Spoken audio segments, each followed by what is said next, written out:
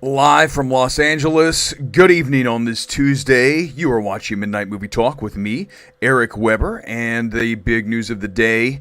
The lead story tonight on Midnight Movie Talk Tuesday edition is Top Gun Maverick, the new #1 film in domestic cash. You look at this film, and we talked about it when I saw it weeks and weeks ago. You're looking at a film that is a phenomenon, right? When you have a film that has now in the 18th day become the #1 film of 2022, kicking Doctor Strange and the Multiverse of Madness to the curb. 401.8 million in ticket sales through Monday. Today, I mean, the rate it's going right now, it's at least another probably 7 million today. Never seen anything like this. I mean, not recently, that's for sure. No Way Home, obviously, but it's a Marvel film. This is a sequel, clearly, but this is caught on to the zeitgeist. We talked about it when it first came out. We said that Top Gun Maverick has captured the zeitgeist, and what that means is that everyone's talking about something when you capture the zeitgeist. It's just very hard to do now. So many options, right? So many things that distract you and opportunities you have to do any number of things. As we sit here tonight on YouTube talking on Midnight Movie Talk, you could do a million other things. Thank you for not and joining me here. But Top Gun Maverick has become that phenomenon that really crosses through and is cut out all the noise, and it's become this phenomenon. And you go back, and we're looking at THR in their article here today about it now at 400 and let's call it 402 million. Doctor Strange at 398, so it will go over 400 today. That would have happened. So we'll have that number, of course, tomorrow. But Maverick now the #2 film of the quote pandemic era. You guys know how I feel about pandemic era. I think it's time to put that away, right? We've been talking about pandemic era now for over 2 years, and I think when you look at these numbers, we're clearly not in a pandemic era anymore. Okay, they can tell us we are, but again, the numbers tell me we are not, because we are. This is better, frankly, than anyone expected this film would do in a normal marketplace. So why are we still doing pandemic era? Either way, they're still doing it. I will go along with it for shits and giggles. No Way Home is at 573 million. Obviously, we know that film was just something else. But what do they both have in common? What does Maverick and No Way Home have in common? They give audiences precisely what they want out of the film. Call it fan service, whatever you want to call it. Nostalgia. Doesn't matter.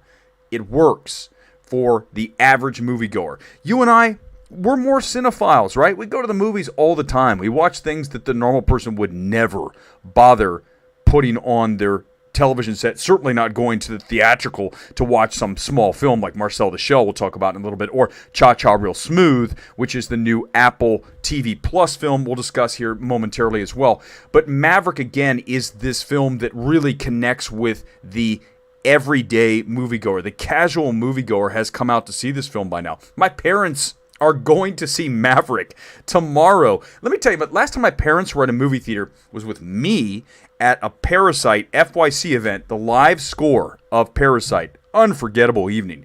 Last time they were in a theater was that day, which was in 2020, early 2020. So it's been over 2 years for them. They're going to see Top Gun Maverick. When my parents are going to a movie, then it has captured the zeitgeist, okay? In a theater. They do not do that, and they are now going to join everybody else and have seen this film come tomorrow. So, you know, again, you look at Dominion, it had another 12.8 million on Monday. That's a sizable hold. Obviously, kids are out of school, right? So when kids are out of school, you have the opportunity to make money Monday, Tuesday, Wednesday, Thursday, Friday, the same way that you do on Saturday and Sunday, because those matinees are going to be packed for Dominion, and this weekend, Lightyear, and then beyond that, Minions, Rise of Gru. These are all 4-quad family films, right? You're going to get not as much of the older audience in some of those things, Lightyear more than Minions, but ultimately the families are there, which means the numbers are going to be huge. So again, you know, this is just something that no one expected to see Top Gun at 400 million domestic. And, you know, you're looking at very much an opportunity for this thing to go to 500 domestic and then to at least very close to 1 billion internationally. Total, global, all in. Close to 1 billion. Nobody thought this would happen. People thought maybe 500, 600, global, right? No. $1 billion is absolutely a possibility. Hit me in the comments, and we'll discuss that. Let's move on to topic number 2. This one's going to be dicey again. It always is. Whenever we talk about Ezra Miller, it's just like, oh, do we really want to do this? We're going to, because it is in the landscape of big things that have to do with Warner Brothers. It is important. Let's get up, let's pull up I found a great article from Vulture today. I think Vulture did a really nice assembly of a piece that just details his basically every movement from the moment he showed up in Hollywood. If you roll all the way back, it goes to his first thing. Let's see, back in 2001, he was a child actor. What I think we all remember him from the first thing was We Need to Talk About Kevin. That was 2011. And then Perks of a Wallflower, which is really, I mean, I think that's his best work. Even, obviously Kevin is super disturbing, but Perks of a Wallflower is, he is that film. I mean, everyone in it's very good, but he is that film, and it's one of my favorites to revisit. One of those films that if you've never seen Perks of a Wallflower, really cool family film. It raises some issues that are challenging to discuss as a parent, and I think that it is a great vehicle to open up those conversations. So check out Perks of a Wallflower if you never have. But Ezra Miller, I mean, look here. Let's go into this thing, because this is where I remember when this happened back in 2020, okay, in Reykjavik, Iceland. You had that situation where he basically chokes a woman and throws her to the ground. You see here. And then it was a tweet, and then it literally disappeared. That was April 1st, 2020. Now, the reason I think that gets buried in the Ezra Miller saga is that it was right at the start, right? Early April of 2020 was the beginning of COVID lockdown. Everyone was just talking about that. So Ezra had the benefit of that flying under the radar. As insane as that video, it's out there. Go find it.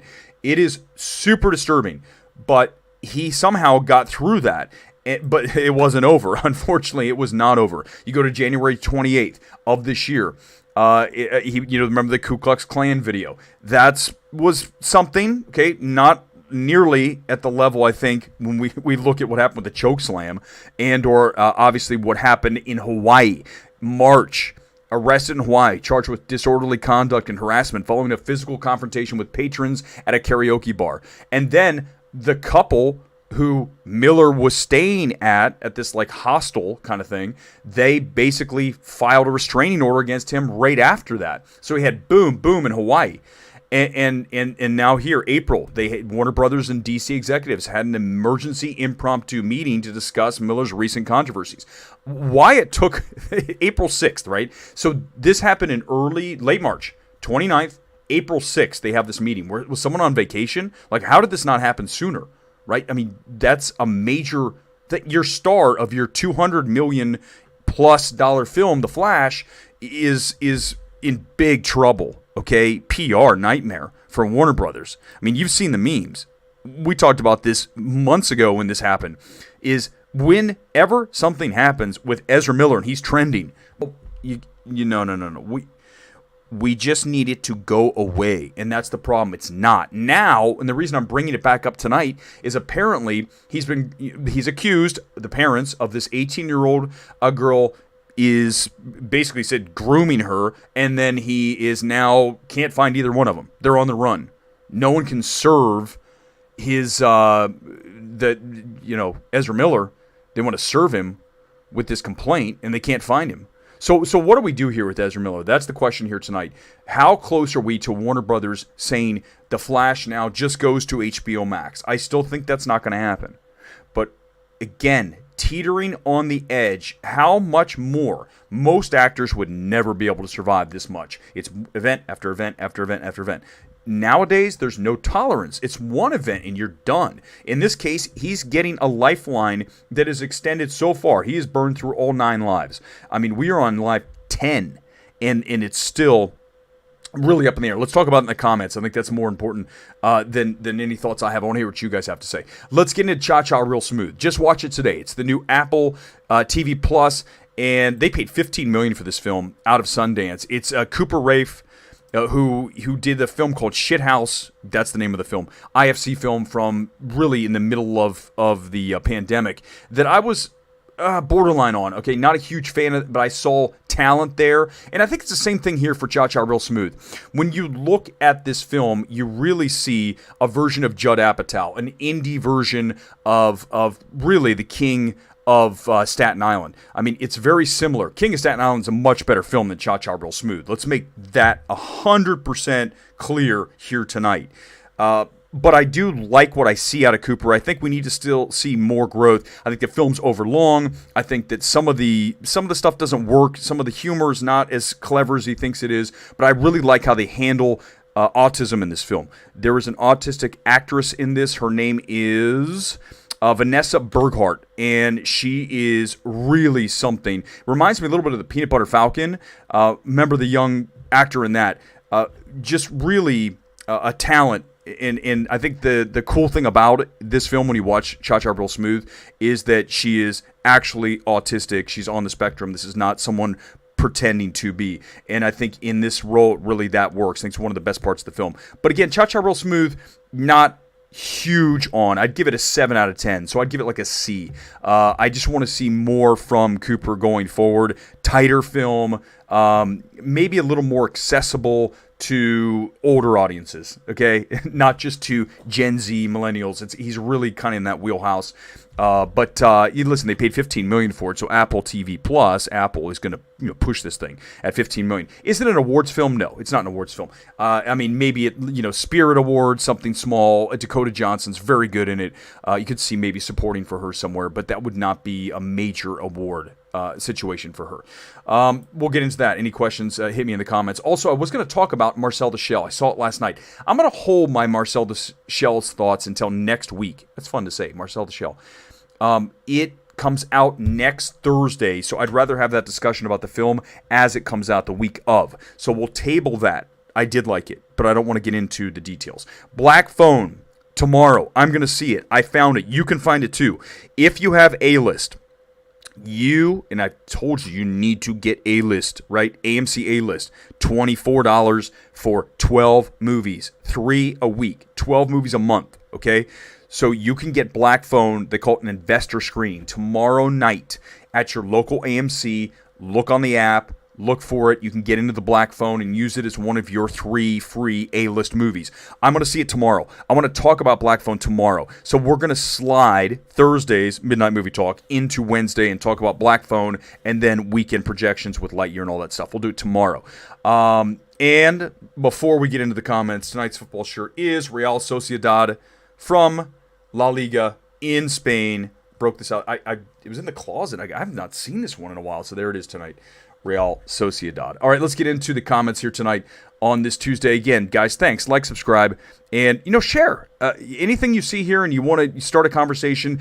Ultimately, and I think what I love about Marcel the Shell, and I'm not going to talk anymore about this. Okay, this is it. Marcel the Shell, and we'll talk about it next week, is that it's about community. And I feel like that's what really my mission is here, to build a community of you film fans that we can discuss things. Okay, I know on Twitter some people are like, he's so opinionated. So what? Do you really want somebody who's not opinionated, who's not have strong takes that are fair? Okay, I hope you do, because that's what we're going to do here, and I love to get you guys involved and see what you have to say.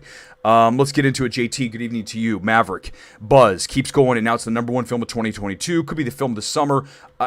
You say it right here. Thor: Love and Thunder. I think that it's going to be tight. I mean, Maverick keeps pushing. If it gets to 500 million, Thor has a challenge ahead of it to top Maverick, or at least equal it. I think Thor 4, Love and Thunder, will do better, no question, than Doctor Strange 2. Maybe not that initial weekend. Now, let me say maybe. I say maybe. But I have a very strong feeling this is a stronger film than Doctor Strange 2, which is mid-Marvel. If it is good or very good or great, and audiences will really love it, then Thor: Love and Thunder will be the movie of the summer when all's said and done. Because remember, it's going to be more 4-quad than Top Gun Maverick. It's a pure 4-quad, everybody's in. So I think that's going to be just a little bit of an edge over Maverick. But it's all dependent on how solid this film is. How great is it? Is it mid, or is it well above mid? If it's well above mid, then it will be the movie this summer. I'm telling you right now. J2, do I play video games? I only play Madden Mobile. I'm an NFL guy. It's the only thing I do. If I played too many video games, I would literally, that's all I would do. I'd rather spend time watching films or frankly just zoning out. I don't mind just completely unplugging and getting away from everything. MI7, good evening, Nick, is about to be a much bigger thanks to Maverick. Cruise bigger and better than ever, and July summer release date. It's very much going to be aided by that, right? Because you've got Cruise getting all those trailers in there ahead of Top Gun Maverick that now have sat through that trailer. By the way, the interesting thing about that trailer is you sit through it is they extracted all the audio, right? So you just have the score. Interesting choice. I think at first it was like, I don't know, and then the more I watch it, I think it was really smart. Reminds me of the initial Batman trailer in the 1989 Tim Burton. That trailer had no voiceover, which back then was insane. It was really ahead of its time, and it pushed boundaries. And I'm not saying by any means that the MI7 trailer is like pushing boundaries like the Batman 89 trailer, but it is a unique choice from Paramount. I have a feeling Tom Cruise probably had something. He probably showed him two versions ago. Let's lose the audio and just give me the score. And I think that's a really interesting choice. So I like it. But yeah, it's going to absolutely pop because of Maverick. It certainly hasn't hurt it. Gone Girl, good evening to you. You saw Phantom of the Open today. Solid film. Mark Rylance shines 100%. Yeah, exactly. Phantom of the Opera. The title's not great. I'm glad that you went to see it. That is, again, a film that will be gone very quickly in theaters. It's not doing huge numbers. It's Sony Pictures Classic. It's a small indie. It's a British film. But it is a very good film, and if you watch Phantom of the Open, you'll like it. I guarantee it. Gone Girl will tell you. She saw it and said, I assume it's she. Said it's good, and I knew you would. There's no one that's not going to think it's at least good. JT, again, Black Phone, you're going to see it tonight. That's right, you are on the East Coast, so it is after midnight, so it is Wednesday for you. Yeah, again, Black Phone, tomorrow for me, tonight for some of you. It is at AMC Investor Screening. Go find it, get a seat. There were very few seats left. I don't know if they're not really trying, they're keeping it kind of quiet, but it's there on the app. Go find it, and then we can talk about Black Phone tomorrow. I've heard really good things about this film, so I went out of my way I got to see this film, okay? So I'm going to see it tomorrow with you guys, so let's discuss it tomorrow night. Superhero movies, good evening to you. I honestly think the movie of the year's already dropped. It's Maverick. Only Thor 4 can beat Maverick. You're saying for the rest of the year? I would say you're probably correct on that. I mean, you go back and look at, you got Black Adam. I mean, is Black Adam going to do more money than Thor? No. I think that's pretty safe to say. It does have The Rock. It does have an October release date, which, again, remember we talked about spacing. Spacing is everything. If there's nothing in front of Black Adam, that will really help that film. Because if you haven't had some giant tent pole kind of film, in a month or two, that would really push Black Adam's numbers up. But yeah, ultimately it's Thor versus Maverick. And if you go through the rest of the year, then you get into award season. And I've got to start looking at that stuff. We already went through the whole summer, and really August, as we talked about, like Bullet Train. August is not a good month for movies. We talked about it the other night. You guys know it's a dumping ground, okay? So is January. Early, mid, even late, January dumping ground, August dumping ground. Very few films have ever come out of either one of those months that are significant. One of the few August films that ever outperformed and out-delivered across the board was Guardians of the Galaxy. That was an August film. That's rare. Very rare. Maverick has to be I'm glad you brought it up, Nick. It's absolutely will be. I think it will be a Best Picture nominee because it's going to have the numbers. It could have 500 domestic and $1 billion worldwide. That means that you have something that you can't buy. You've got word of mouth. You've got this prestige of being the number one film globally of the year, although I still think it's going to be Thor. But let's continue along with Maverick and Oscar hopes. Sound is a lock. Lady Gaga's a lock for song. We're talking about least nominations. I think Gaga could win and probably will win for song. We'll see what happens with the rest, but I think it works with the film. It's going to be one of those unique situations where the song is actually used in the film throughout the film, right? The score has cues of Hold My Hand throughout. Then you have it at the end of the film, not just tacked on in the end credits. That makes a difference, okay? If I'm voting, big difference between a song in the end credits and a song that's incorporated into the movie pretty much throughout. So you've got those two. You've got cinematography. You've got Production design, you've got director. I mean, listen, what he's done with this, Kaczynski's done, he should be in contention, but best picture's absolutely on the list. And again, the numbers are going to help. And the quality is going to help. Every voter's going to like Maverick. So how is it not going to get a nomination? I can't see it not landing an Oscar nomination for Best Picture.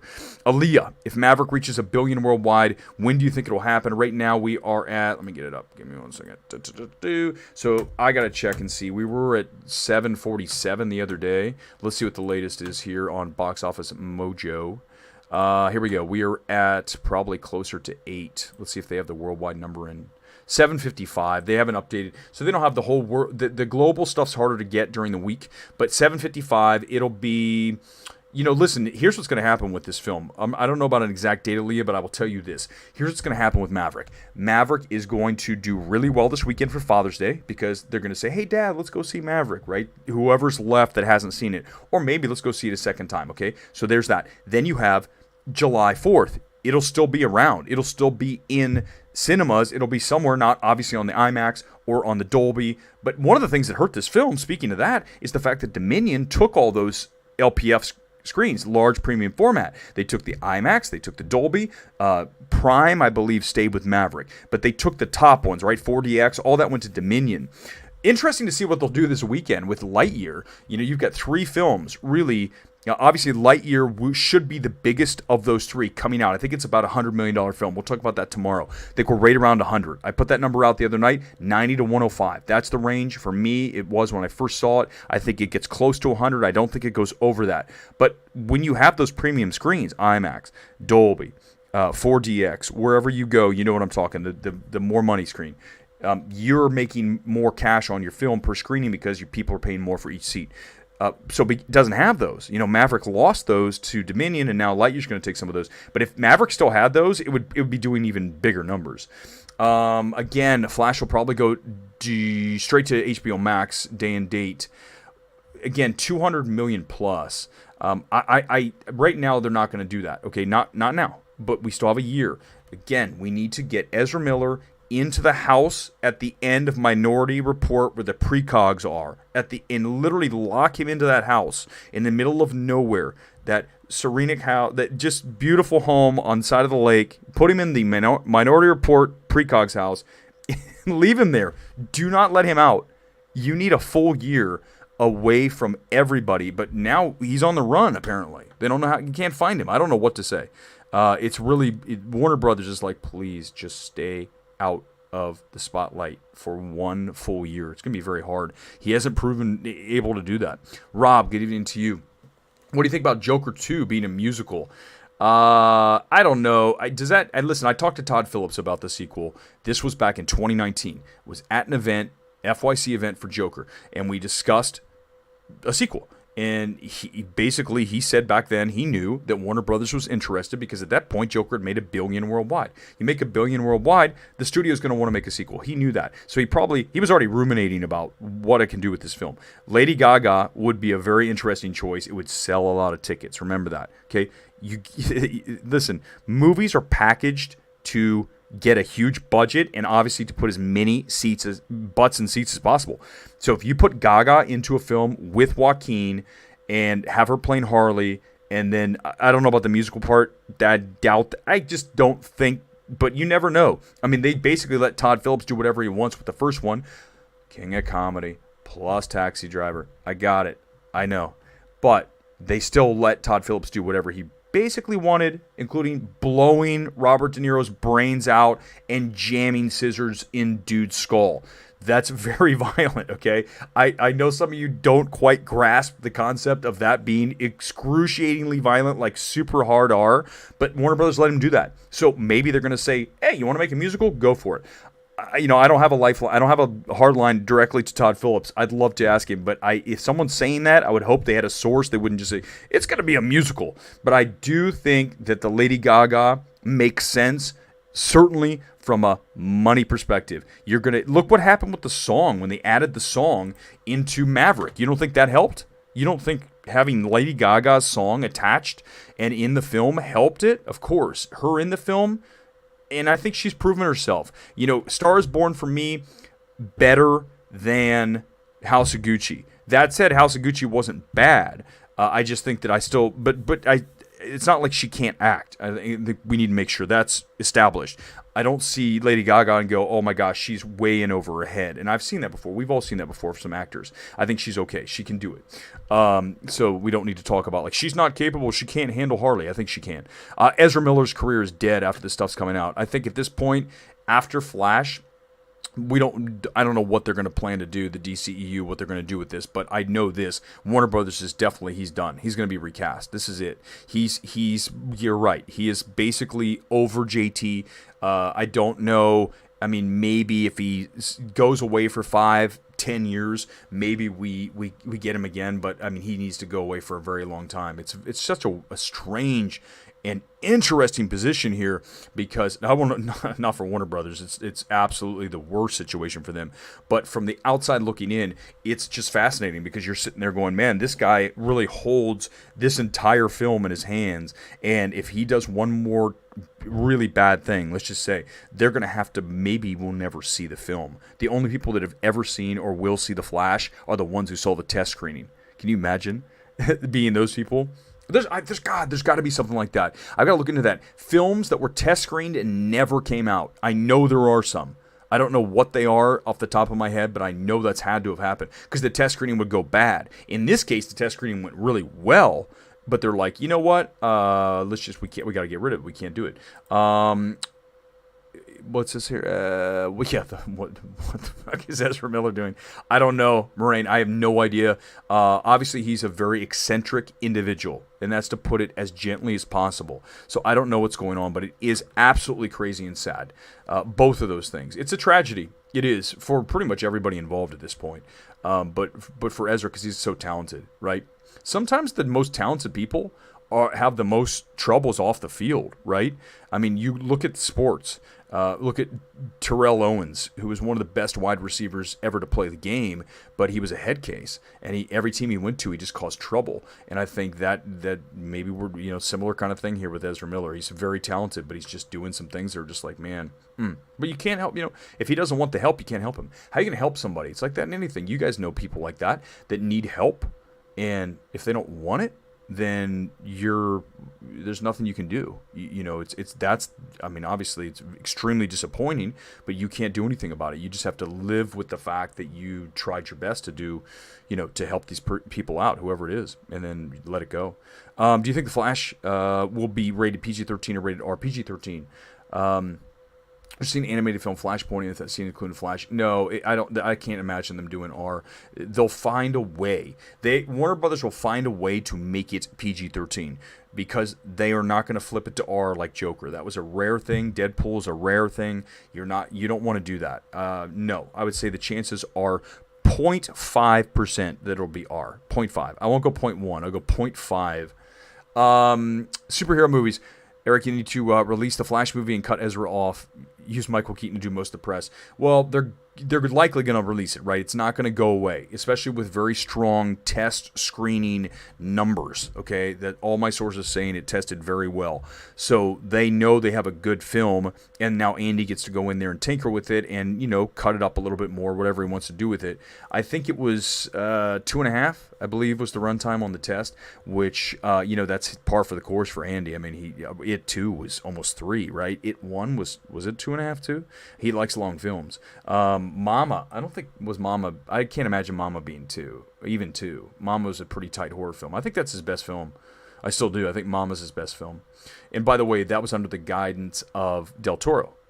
Guillermo del Toro really helped him with Mama and helped shape that film. I think that Andy could maybe use that. Maybe he talks to him about this, about The Flash. Hey, can I get a few ideas here from you? Some opinions. Why is WB so tolerant of Ezra? Any theories? He must have a scandalous information connected to a higher up. No, I don't think I think it's really simple. It goes like this. They have a $200 million plus movie, and he is the star of it, and they cannot wash him out. They cannot just completely wipe him out of the film and erase him. So they're stuck. Warner Brothers has no choice but to hang in there as long as possible with Ezra Miller. If they could, they would cut bait. If the film was a month into production, they would shut it down. if it was pre-production, obviously, but I'm saying even a month or two, they would just shut it down and recast, even if they lost all the money of what they shot, because they know that going forward, the risk is too great to continue forward. But at this point, it's in the can, it's over, it's test screened. They have to stick with Ezra Miller, so it has nothing to do with that. It's just, but at some point, it's going to be. We're at the edge. We've been on the edge for months now, and now we're really forget it. I don't know how else to put it. We're basically 80% over the edge and somehow still on the edge. Gone Girl again. Thoughts on the Joker sequel being a musical? Yes. We just talked about that. Harley Quinn. I think it'd be a good move for Lady Gaga. Obviously, it'd be a good move for her, and I think Warner Brothers would sell more tickets. We'll see what happens with the musical. Todd Phillips, I think, is a smarter director than some of you. I read a tweet the other day from somebody. It was very disrespectful of Todd Phillips, and I just, listen, trust me, I've had tweets, right? I've had tweets. But you still have to have some level of respect. You want to try to. I'm not saying I have always. But I think that when you cross the line and you say things that are very disrespectful, you can disagree with someone without being disrespectful. I think that's the key. And that's one of the things that makes Twitter a real pain in the ass at times, right? When people go out of control too much. Like they disagree with you, but instead of just disagreeing with you, they're calling you names or going below the belt. And that's very hard. I mean, you remember what happened with Paul Walter Hauser. Paul Walter Hauser is one of the nicest dudes I have met out here in Los Angeles, okay? He's a Midwest guy, straight shooter, loved films, and then he got on there and said something, if you guys remember, about the New York Times and their picking the Oscars thing, and they had a bunch of super art house indie films, just like you'd expect, and he said something like, whatever he said, and then it doesn't matter because it wasn't that disrespectful. It was just like, really, or whatever. And then people started piling on, and he said, I'll break one of your arms. Because he's like one of those guys, and you can say things online, but at the end of the day, like Paul Walter Hauser, I wouldn't want him to throw a punch at me, okay? So it's about respectful, and it's a shame because, look, we lost Paul Walter Hauser. He's not on Twitter anymore because people were, like, coming after him for having a take, and I understand things were said, whatever, but at the end of the day, if you attack somebody, they're probably going to come back at you. So be smart about that. Just be respectful. Try to. Just, did you ever see Roadhouse? Oh, it's so good. I love Roadhouse. Okay? I used to work in a theater the summer of, I believe that was 89. And Roadhouse was one of the films in that theater in Columbus, Ohio. And I, on my break, would go in and watch Roadhouse. That was like my film that summer to watch over and over and over. And the Patrick Swayze line, be nice until it's time not to be nice. Isn't that it? Just be nice. Be nice. And then, when it's not time to be nice, unload. Okay? Roadhouse rocks. I love Roadhouse. Let's get to Nick here talking about Cha-Cha Real Smooth. Very geared towards Gen Z. 100%. I couldn't agree more with that. Particularly early 2000s. Career best performance from Dakota Johnson. I think so. Listen, I like Dakota Johnson. I need to see a little bit more range, okay? I'm seeing the same thing over and over. And hold on, before I go down this road, how many actors are that way, okay? No one is suggesting that Dakota Johnson is the only actress that plays within a range of certain. Look at George Clooney. George Clooney is virtually the same guy in every movie, okay? Most actors are. The best actors are the ones that can get in and out of character, and they're almost character actors, right? So they become... Robert Downey Jr. doesn't get the credit he does. Look, Chaplin, just go there, and then Iron Man. He can do... There's millions of other things that Robert Downey Jr. has done. Less than zero, I love. But the range, most actors don't have that. They're very much inside of a box. Clooney, and I think Dakota Johnson, I just want to see her extend a little bit, but I agree 100% is geared towards Gen Z, and that's why I'm glad you said all this, Nick, because that's what I said when we discussed it moments ago here. What I want to see out of Cooper is I want to see him make a film that is more inclusive. I know he's making movies for his generation, but try to open the scope a little bit to make it more like Judd Apatow. Now, granted, people say Judd Apatow trends the other way, right? But when you watch King of Staten Island, you're going to see a film that has all of it. I love King of Staten Island. It's a little long. I'll give you that. but it's a very strong film, and Pete Davidson is great, and Bill Burr, oh man, he should have been supporting nominee for Oscars. He is really one of the reasons that film works so well. I don't think there's something here in Cha-Cha Real Smooth that is that performance, even though Dakota's very good, but I just don't, let's say this, Cha-Cha Real Smooth, I'm seeing a lot of people saying one of the best films of the year. Listen, okay, that's taking things to a very far extreme. It is a perfectly fine, adequate film, but is by no means one of the best films of the year. I mean, maybe 6 months in, you could put it in your top 10 list at number 10, maybe 5, but there's no way in hell it's above Maverick, The Batman, X. I mean, so for me, the earliest it would be is 4. But first of all, Marcel the Shell is better than Cha-Cha Real Smooth. We're going to talk about Marcel next week. But when you look at Cha-Cha Real Smooth, I'm just a little bit baffled at these reviews that are calling it, great. It's okay. It's not a bad film. And you can see also Apple paid $15 million for this. You know what they paid for Coda? $25. So think about that for a second. If you pay 15, which by the way, $15 million is a lot for an indie film. Awesome for Cooper to have this after Shithouse. Yes, that's the name of his. I want to say it's not his first film. He had a small film before that, but really the thing that put him on the map was Shithouse. And then you have Cha-Cha, $15 million, but then they paid $25 for Coda. So that tells you that if you're going to pay more for something, that means they think that it's going to be a bigger film for them and has a chance to maybe win Best Picture. By the way, we had this discussion, and if you missed it, I don't want to have it every night, but I will say it again, as I say every time I talk about Coda. When we look back at Coda as a Best Picture winner, we are going to say to ourselves, really? It's going to happen. If it hasn't happened already, it's coming, okay? When you go back and you look at the films that have won Best Picture and you throw Coda in there, people are going to say, how did that happen? And I 100% know that that's how history is going to judge it, because that was my reaction to the film when I first saw it. It's a very likable film, but is it a Best Picture? No, it's not a Best Picture. No way. No way is that a Best Picture. And now that we're away from it, I can talk about it a little more, because back then I was like, oh, but it's just not a Best Picture. Okay, Social Network. You want to talk about, again, perfect film. That's a Best Picture. By the way, not a Best Picture. Parasite, that's a Best Picture. Best Picture. Okay? You could even go to, Wolf of Wall Street, Best Picture. Not a Best Picture. But Coda? No chance. No chance.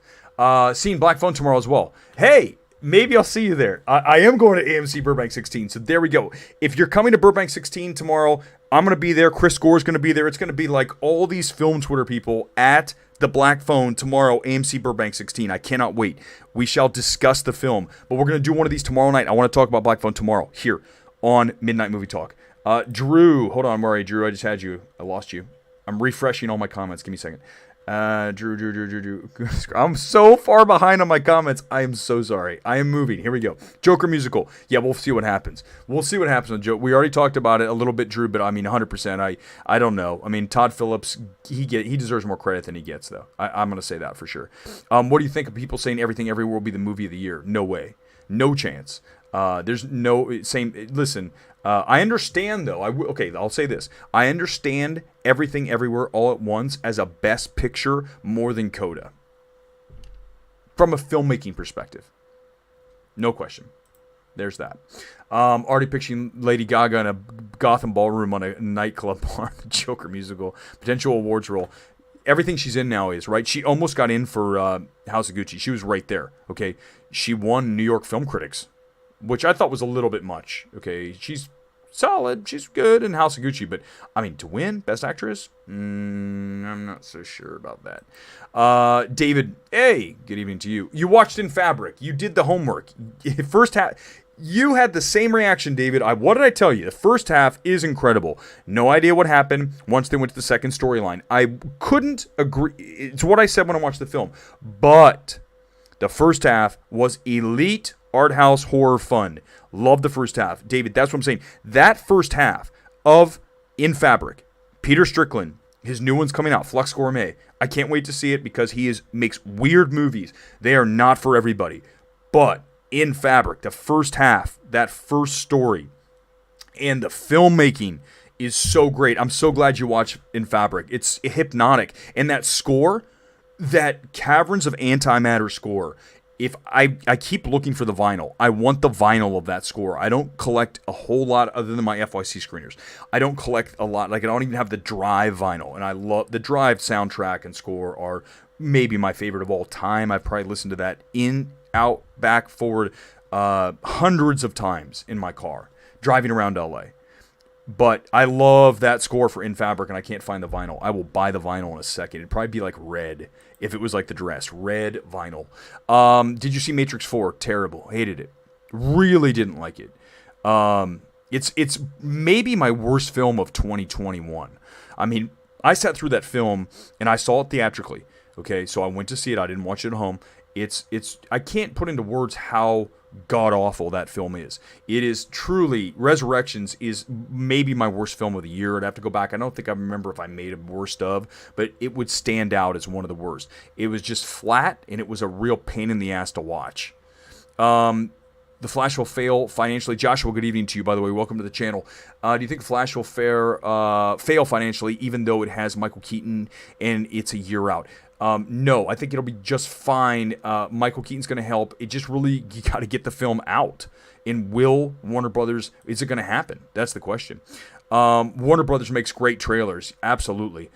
They make the best trailers. Whoever's in the trailer department there, maybe they've launched directors. I feel like you don't ever hear a whole lot about the trailer editors, but I feel like that would be like a job that, like, look at the Warner Brother trailer editors that became huge directors, because when you watch that work, it's so strong. They're the best trailers because they don't give you the whole movie like Universal. Universal's like, here's the entire Black Phone. That's why tomorrow when I watch Black Phone, I'm like, please be something here that is not in the trailer, and I'll be able to tell you that. I won't say what it is because I don't ever give you spoilers. We're never going to do that. I'm sorry, Gone Girl. You're a guy. Okay, then good. Then you love it. There you go. Then it's clear. Very good. We'll see you. We'll see you tomorrow. And Gore's going to be there. It's going to be insane. We're going to raise the roof. Oh, my God. I can't believe I just said that. Avatar 2 might be huge. Of course, yeah, no question. I mean, it's going to be right there. The only issue is it's been over 10 years. It's been, almost 15 years since the last Avatar? That's a long time. And some fans, the younger people, are like, I don't know what Avatar is. There are some. Okay, you do, I do. But there's some people out there that are like, I don't know what Avatar is, so they're not as excited. We'll see. Again, quality will be the key. How good is it? MI7 trailer so good. I know that it fall out from the looks of the trailer. It looks like it can. I think that again, very good trailer. It's a Paramount. Paramount makes good trailers too. Universal's the one that gives you everything. Joker 2, a musical, really separates the sequel from being a replica of One Flew Over the Cuckoo's Nest with Joaquin Phoenix. Now it's different. We're gonna find out. Nick, here's the thing. I don't want to know, and a lot of you go on Reddit and you go on there and you find test screenings. Let me say, when I talk to people that go to test screenings, and again, they're down the street, a lot of them are right here in Burbank or they're across town, maybe down in Orange County. The studios do the test screenings here in Los Angeles because you get a really broad, diverse audience that's into films. Again, like I tell you, everyone out here in LA is connected to the business at some level, or they're a massive fan of the entertainment business in period, because it's here. I can walk to Disney. I can walk to Warner Brothers. I could walk to Universal. I could bike to, they're all right here. So when you have that, you've got people that are super, they're super fans, and as such, they're super excited to see these things in the test screenings. I don't want to know though. I don't want to know what is in the test screening. I say, tell me it's good or it's bad. Give me a runtime. What are the strengths without telling me any of the plot? And then what are the weaknesses without telling me any of the plot? And that's it. And it's very hard. I don't want to know anything. And some of you do. You want to know, like, oh, I already read the script for Joker 2. And that's fine if you do. I just don't. I want to be surprised by what I see on the screen. So I really want to go in blind. That's why I don't watch a lot of trailers. Now, when I go to see a movie like, let's say, Black Phone tomorrow, more than likely, there's going to be at least a few trailers. It is an early access screening, so I'm not sure what they'll do. Maybe it'll only be Universal trailers because it's Universal. But I have to sit through a trailer. But for me to sit and like go out of my way to watch a trailer on YouTube, I don't really try to do that because I don't want to watch. Like I saw the Nope trailer in front of Dominion, and I was like, you just gave me way more than I wanted out of that, and I had to watch it. So now I go into Nope knowing too much, right? They're making a film or a video about this flying saucer. The first one was like, I don't know what's happening here. That's what I want. I want to go in blind. Even Marcel the Shell, by the way, Marcel the Shell trailer, I've said it before. It's so good. I mean, it is a great trailer, especially the Phil Collins Take Me Home. Really, and again, the audio mixing on that trailer is so stellar. Back to you. Sorry. Let's go. Spider-Man No Way Home total gross considered 2021. That's a great question. That happened another year. Maybe it's Avatar. No, Avatar was summer, wasn't it? Where that movie bleeds. I'm not sure because it opened in 2021. So I've got to get the clarification on that. I'm pretty sure because it opened in 2021, it counts as 2021. They don't split it. Like as soon as it goes to 2022, they don't split it. I don't believe that's the case, but that did happen. That's happened before, so that'll be wild. The teaser was also brilliant. Yep, most viewed trailer in 24 hours at that time. Yep, another Warner Brothers trailer. What other TV shows other than Ozark do you like? None. I just don't watch a lot of shows. Give me suggestions. I know Scott Menzel, good friend, and he watches everything now because Hollywood Critics has the TV division, so he's really trying to watch every single show that's out there, and it's a lot of work. I mean, for me, it's like, I don't know if I want to break into, crack open 8 episodes. That's why I like films like Cha Cha Real Smooth. Sat down, hour 50, okay, and I'm done with it. I wish it were better, but I got through it, and I don't have to watch 6 more episodes. So I think that's why I like more of the film, because it's in and it's out. Plus, obviously, theatrical. When you go to a movie, you're just there and you're in the world. There's no phone. There's no anything. You're just locked into the screen. Here at home, you get bored, you get on your phone, don't you? I mean, I did during Cha Cha Real Smooth. I hit pause, okay, got on my phone for a little bit. Then I unpaused it and watched it. Did it affect my movie? No, but I mean, would it have been better in a theatrical? Yes. But, Apple's doing a very limited theatrical on this. I don't think they even screened it. If they did, I didn't hear about it. So I kind of said, I'll just give me the screening link and I'll watch it. Lonely Lizard, good evening to you. Ezra Miller is reported to have killed someone. Yeah, that will be 100%. Where the Warner Brothers is like, we're out. He killed someone. Ezra, we're going to kill the movie now. Oh, my God. Joshua, again, not going to lie, Black Adam playing out like Aquaman overseas, doing really well since hopefully have China. I can see it being a box office shocker. Again, that October release dates are very good, and what's going to help it is the space in front of it. So if there's nothing in front of it for a few weeks or a month, nothing big, that early October date could serve it very well. And yes, The Rock will travel well to China. It'll probably have China unless we go into some kind of lockdown again this fall. Please don't try that. Please, guys, just let us go on with our lives like we have. Please. I implore upon you to not try it again. So we'll see, but I think Black Adam's gonna do really good numbers. The only thing Black Adam got in front of the weekend, Halloween Ends. Okay, well, that will suck oxygen out of the marketplace.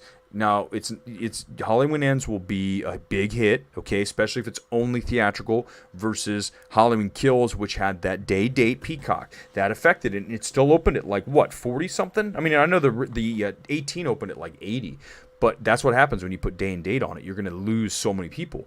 That said, Halloween Ends will have younger fans in there because they've become fans of the franchise over the last 4 or 5 years, and that will drag Black Adam a little bit, but it's not an apples to apples, right? It's not another huge tent pole.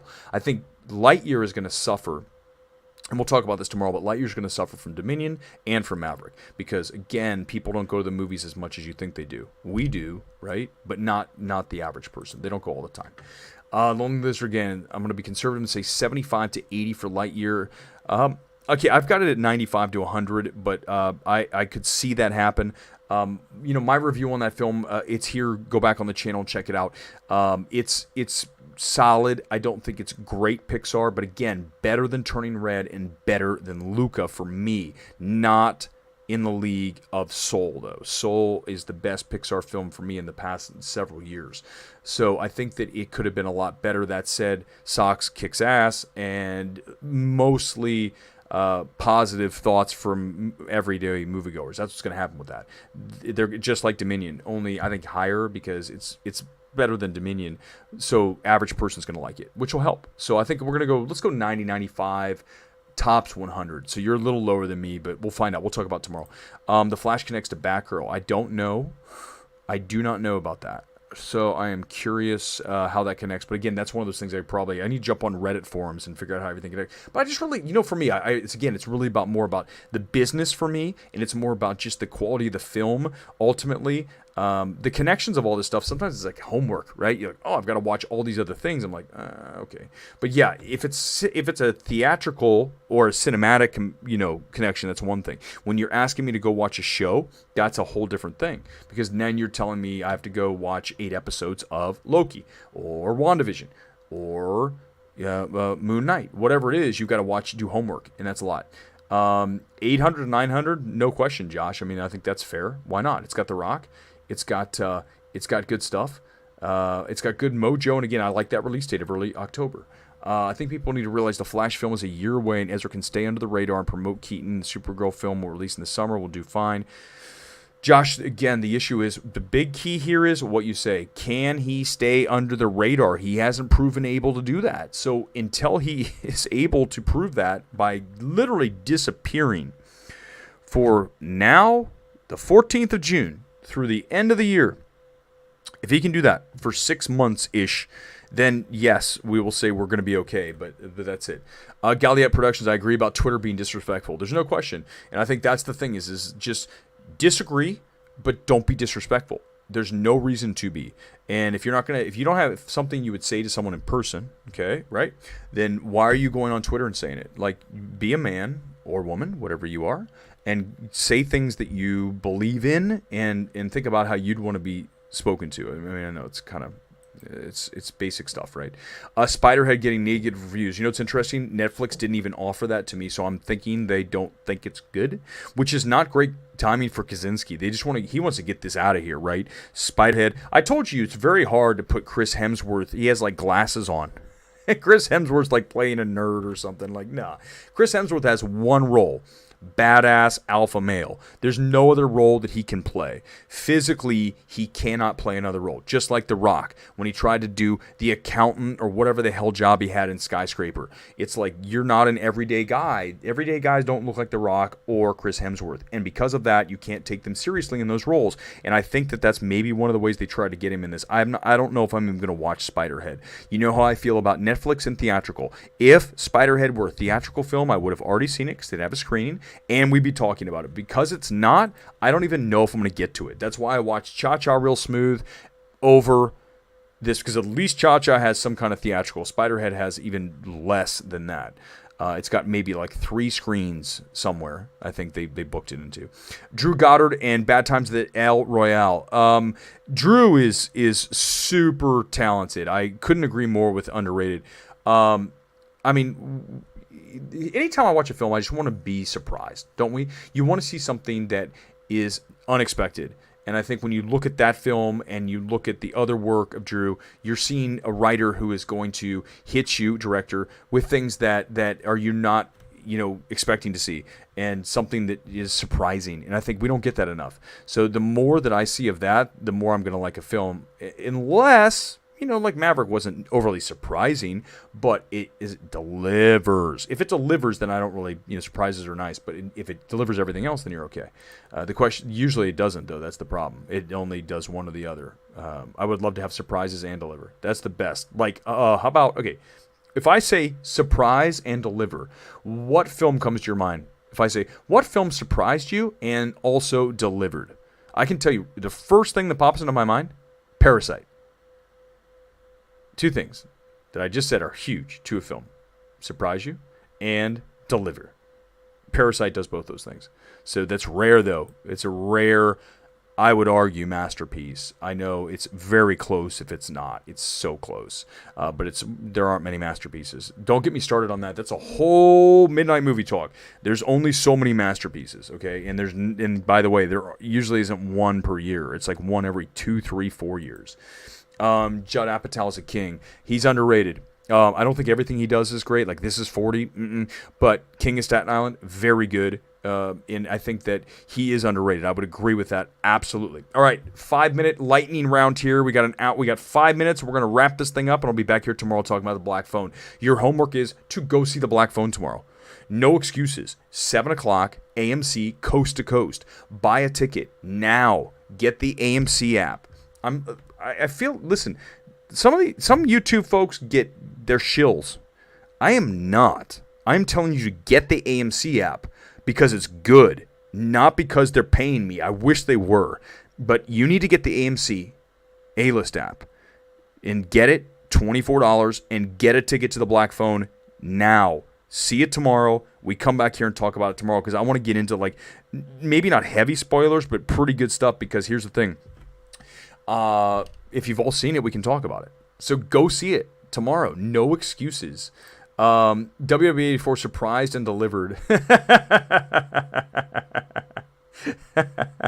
Oh my God.